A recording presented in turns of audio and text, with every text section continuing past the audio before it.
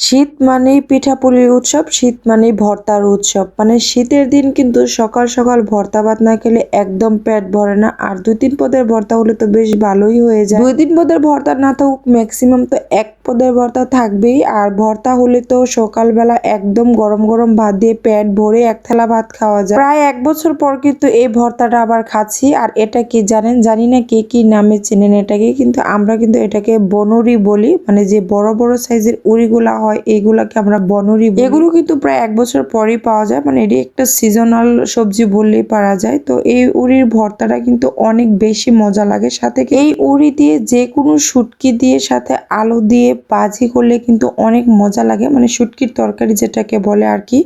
তো আজকে অনেক দিন পর বনরির ভর্তা দিয়ে পেট ভরে ভাত খেলাম। আর এই উড়ির ভর্তাটা কিন্তু বেশ ভালো লাগে। আপনারা কি ইউরি ভর্তা কি কখনো খেয়েছেন কিনা, আর ইউরিকে আপনারা কি নামে চেনেন, অবশ্যই কিন্তু আমাকে কমেন্ট বক্সে জানাবেন। আল্লাহ হাফেজ।